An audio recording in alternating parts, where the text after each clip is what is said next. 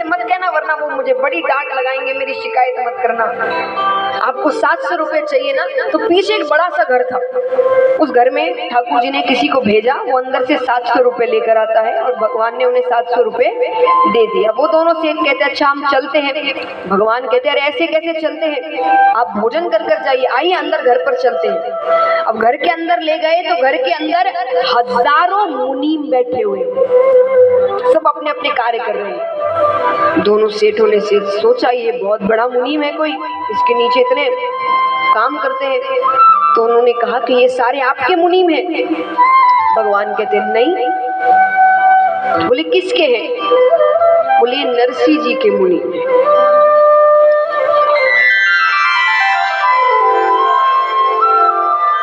दोनों सेठ कहते नरसिंह जी के इतने मुनीम? अरे बोले ये इतने ही हैं, बाकी अलग अलग शहरों में हजारों मुनीम बैठे हुए। अरे वो बहुत बड़ा सेठ है, मैं भी सेवक हूँ उनका, वो जो मुझे करने को कहते मैं तो बस वही करता।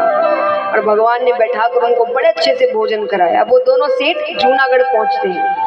नरसिंह जी तो चिंता में है कि भाई उन्हें लगेगा, तो उन्हें देखते ही नरसिंह जी बस उनके पैरों में पड़ने ही वाले हैं कि मुझे माफ कर दो, मुझसे गलती हो गई। कि वो दोनों सेठ नरसिंह जी के चरणों में, वो दोनों सेठ कहते आप इतने बड़े सेठ हैं, हमें नहीं पता था।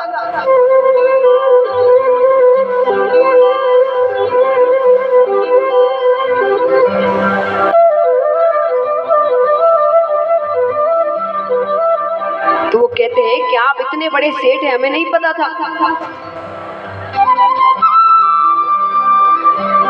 नरसिंह जी ने कहा मैं सेठ हूं? मैं कौन सा सेठ हूं? अरे नरसिंह जी कहते हैं कि मैं कौन सा सेठ हूँ, मुझसे तो गलती हो गई। दोनों सेठ कहते हैं आपसे गलती नहीं हुई।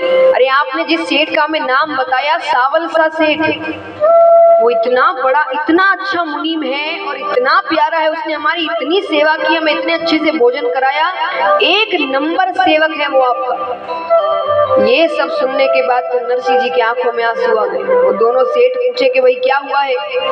बोले क्या हुआ है, आपको लग रहा है कि मैं सौभाग्यशाली हूँ कि मेरा इतना अच्छा सेवक है? तो मैं सौभाग्यशाली हूँ कि उसने मेरी लाज रखी, पर उससे ज्यादा सौभाग्यशाली तो आप हैं क्योंकि आपको उसने साक्षात दर्शन दिए।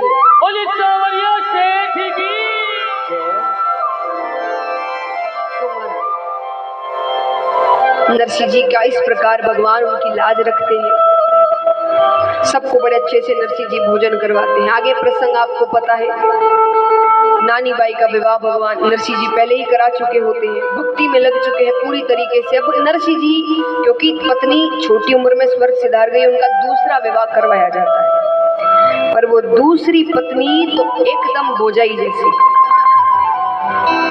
वो क्रोध में आ जाए तो इतनी खारी इतनी खारी इतनी खारी, हर बार किस्मत साथ नहीं देती।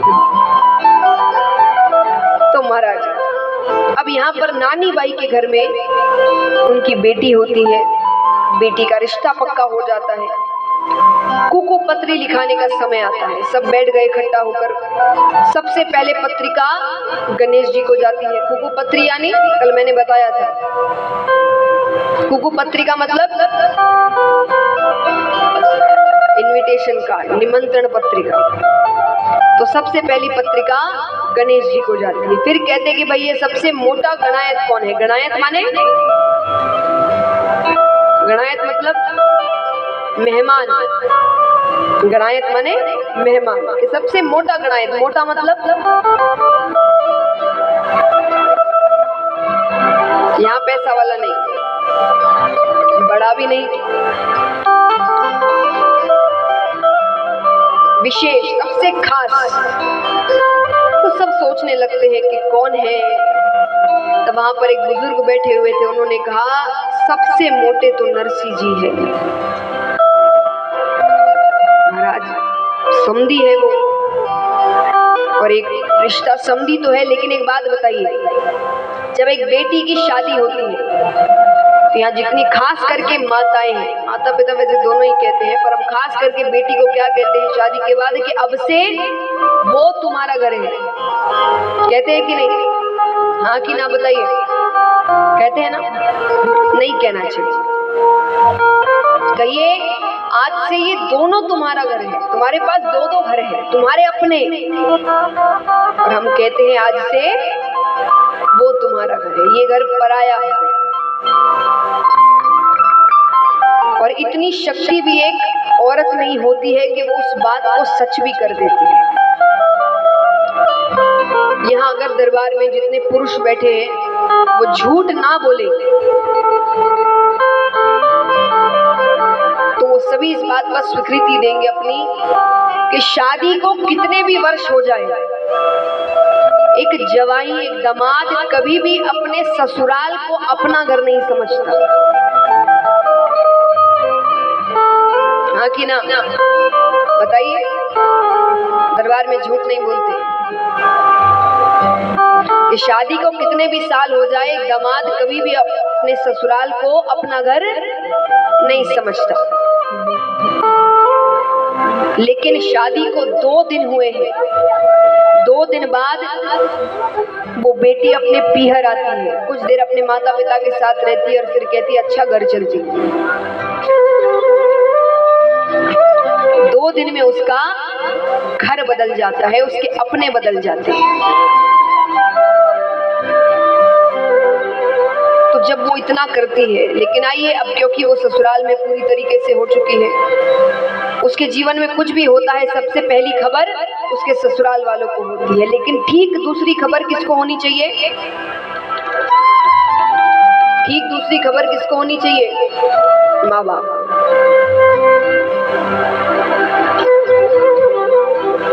तो महाराज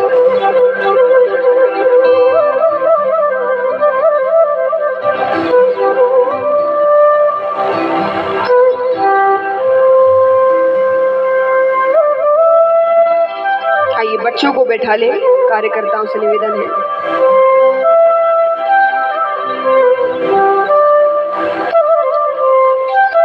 तो नानी बाई की बेटी हो गई है, वो बुजुर्ग कहते हैं कि उनकी बेटी हो गई है, बेटी की शादी होने वाली है, तो पिताजी को तो खबर होनी चाहिए। अब नरसिंह जी का नाम आते ही पूरी सभा में शांति हो गई, कोई कुछ नहीं कह रहा क्योंकि सब उनकी स्थिति जानते हैं। पर भाई बुजुर्ग ने कहा कि जैसे भी है कुकू पत्रिका तो लिखनी पड़ेगी। ठीक है, नरसिंह जी को पत्रिका तैयार हो गई, क्योंकि पहले के समय में बुजुर्गों की बात नहीं टालते थे, भले ही बात अच्छी नहीं लग रही है लेकिन क्योंकि घर के बड़े ने कही है तो करनी पड़ेगी। आजकल इतना नहीं मानते, आजकल घर के बुजुर्ग कोई ऐसी बात कर दे तो हम और कहे आप चुप रहिए, आपको नहीं पता। ये डोकरियां कम नहीं हुए भाया,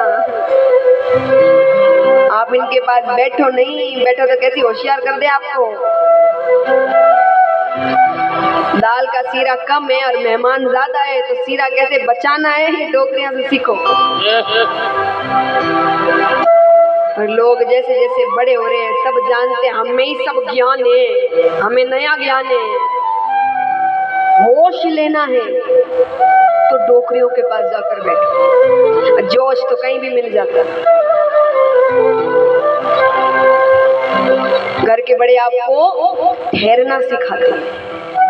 ये दिक्कतें आजकल इतनी जल्दी, हम कहते ना नए नए शब्द डिप्रेशन है और ये है और वो है, क्यों है? क्योंकि हर चीज की इतनी जल्दी है सबको, किसी के जीवन में ठहराव नहीं है,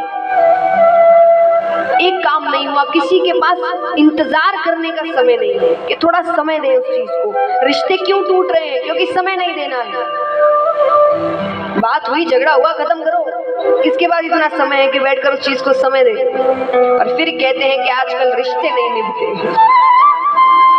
आजकल ऐसा हो गया। वैसे तो ऐसा कौन कर रहा है? मुझे एक बात बताएं, हम कहते हैं आजकल लोग अच्छे नहीं हैं, रिश्ते नहीं टिक रहे, ये कौन करता है? दूसरे ग्रह से लोग आकर कर जाते हैं,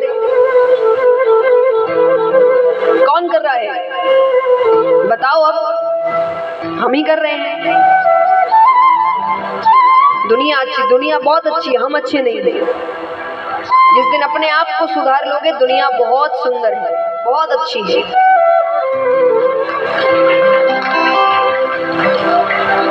तो महाराज अब पूरा परिवार मिलकर मायरे का कागज लिख रहा है और जो जिसके मन में आया वो मांग रहा है, जरूरत हो कि चाहे नहीं। ननद और देवरानी जेठानी सब मिल बैठी आई के।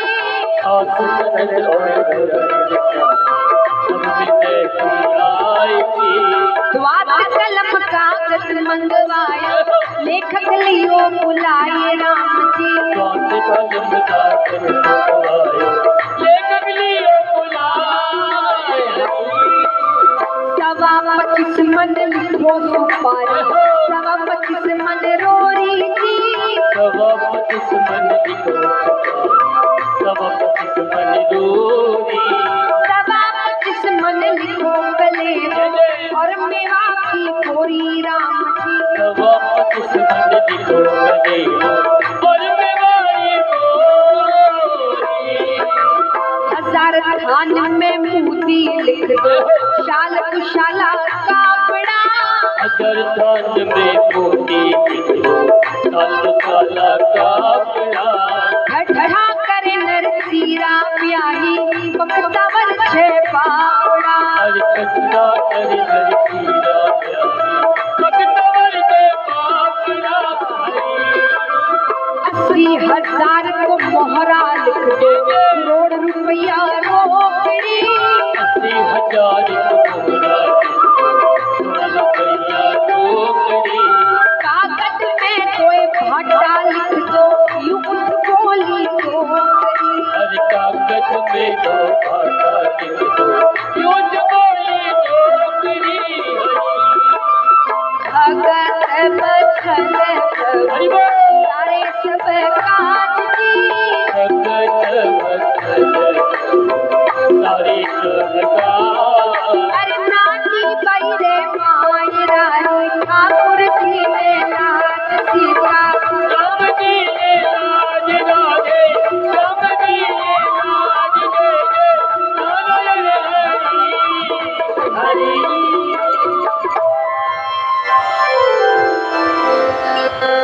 तो क्या क्या लिखते हैं मायरे में? 25 मन लिखो सुपारी 25 मन रोरी।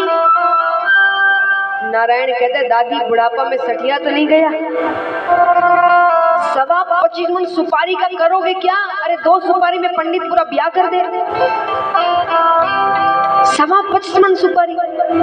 दादी सासू कहते आने तो दो, अगर आ गया तो किराने वाले को दे देंगे। अरे तो बोले 25 मन रोरी का क्या करोगे? अरे बोले आने तो दो, अगर आ गया तो इस बार दिवाली पे चूना की जगह रोली पोत देंगे घर पर। और 80,000 तो मोहरा लिख दो करोड़ रुपया रोकड़ी। उस समय करोड़ रुपया रोकड़ी। आज भी किसी को 10 लाख एक साथ कह दो तो उस समय करोड़ रुपया रोकड़ी। और कागज में 2 भाटा लिख दो यूं उठ बोली डोकरी। भाटा मतलब भाटा किसे कहते हैं? पत्थर, ईंट पत्थर दोनों को ही कहा जाता है। तो यहाँ भी तो थी। अब इतनी बड़ी हवेली है कि कोई सामने खड़े होकर ये नहीं कह सकता कि अंदर रहने के वाले मालिक 1 रुपया भी नहीं। तो वो बाहर से देख रहे हैं क्या हवेली है, मैं तो 5-6 दिन यहीं रहूं। यही सोचते सोचते वो अंदर जाते हैं। जोशी जी तो जाए बोली माई ने धस्या और बैठोड़ा सा घुड़ा हड़े हड़े ही हंसिया। वो जैसे अंदर जाते हैं कुछ साधु बैठे थे। अब नरसी जी का ऐसा कहा हुआ था साधुओं से कि घर पर कोई आता है तो देने के लिए तुम्हारे पास कुछ है नहीं, कम से कम मुस्कुरा के तो स्वागत करो। अब उन्होंने कहा मुस्कुराओ। ये जोर जोर से हंस रहे हैं। कहते ना एक बच्चा और बूढ़ा ये एक समान होते हैं। बच्चे के सामने ज्यादा जोर से आवाज कर दो वो डर जाएगा, और उसी प्रकार किसी बुजुर्ग के सामने ज्यादा जोर से आवाज हो जाए तो वो भी डर जाते हैं। जोशी जी डर गए और उस डर के चक्कर में आखड़ गया जोशी जी, अलूज गई धूते और साधुड़ा जाने छे पांड्यो करे छे दंडो।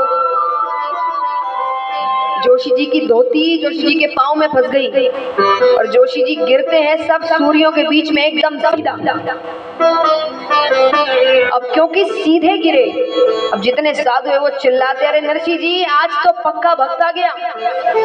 नरसिंह जी कहते कैसा पक्का? अरे बोले कोई आता है जय श्री कृष्णा करता है, कोई राम राम, ये तो दंडवत करते हुए आ रहा है।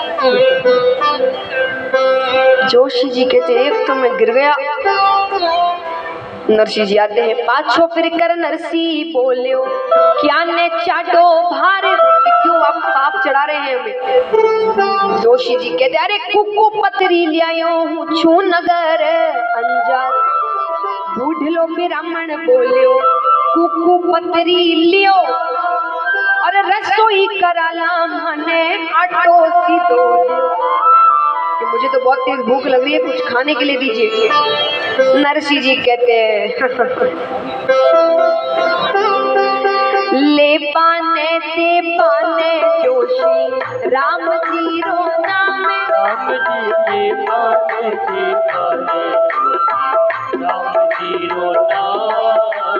तुलसी जी री माला ले सेवा सालक राम राम जी। तुलसी जी की माला ले लो सेवका लग राम। वे महाराज नरसिंह जी कहते हैं कि लेन देन के लिए तो सिर्फ तुलसी की माला है, राम जी का नाम है और साल राम जी की पूजा करो। जोशी जी बड़ी चिंता में कि कहाँ कर फंस गया मैं। अब यहाँ पर उनकी पत्नी आती है, नरसिंह जी को इतना मग्न देख कर कि भैया प्रसन्नता किस बात की है, मायरा कैसे भरोगे, घर में अन्न का दाना नहीं है। नरसिंह जी कहते हैं तुम्हारे पियर से नहीं मंगाऊं मैं, मेरे पास जो है वैसे ही बल। जोशी जी कहते धड़ी लुगाई बाद में लड़ लेना, पहले मुझ खाने के लिए दो। तो नरसिंह जी अंदर जाते हैं। जोशी जी कहते हैं लगता है कुछ लेकर आ रहे हैं। अंदर से नरसिंह जी ने एक तुम्बा लाया। तुम्बा यानी तुम्बा किसे कहते हैं?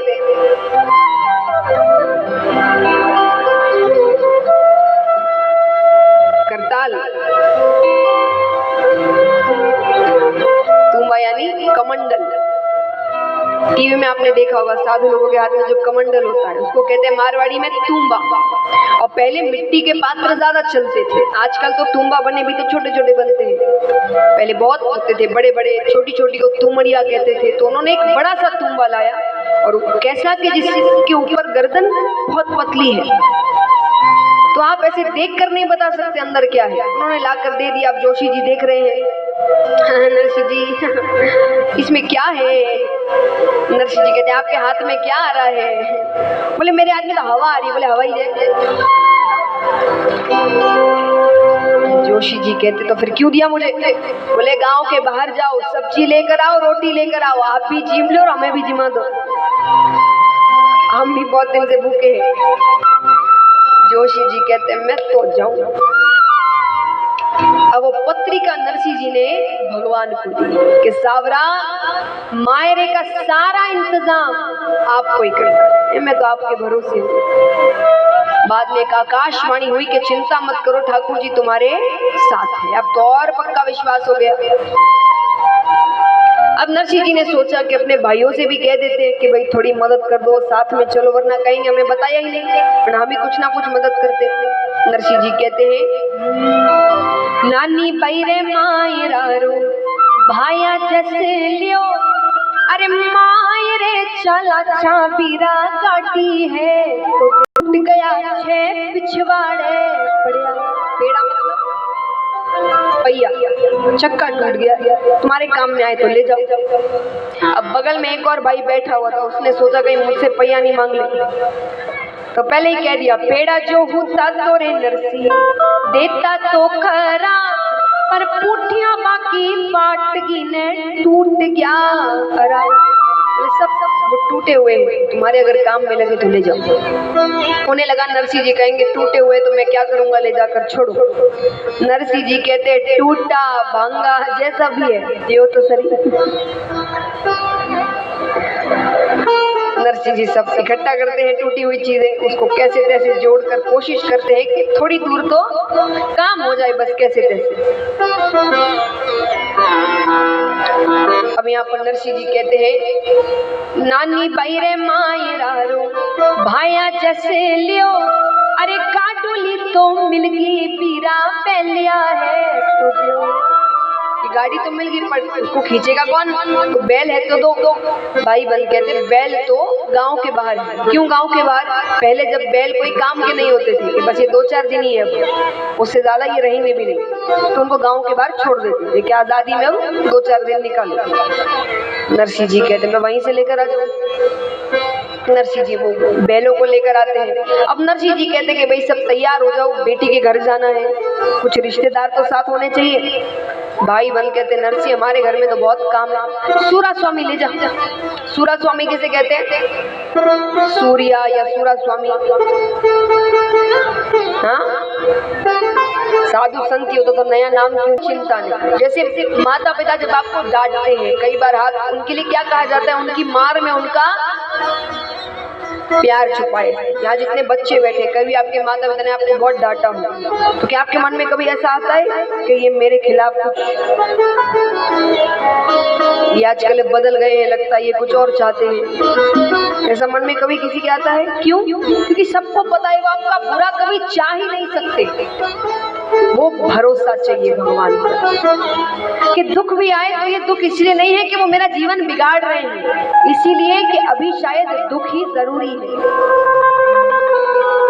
ये भरोसा चाहिए भगवान। जिस दिन ये भरोसा हो गया उस दिन भगवान असंभव को संभव करेंगे आपके, पर उस भरोसे के बाद, उससे पहले उतना प्रेम और भरोसा रखिए।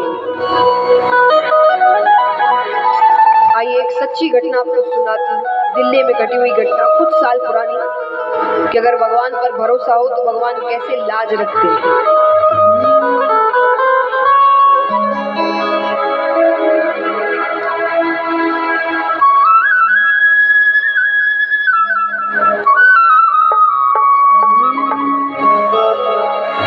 भगत के वश में है भगवान, भगत के वश में है भगवान, भगत के भगवान। भगत बिना ये कुछ भी नहीं है हो,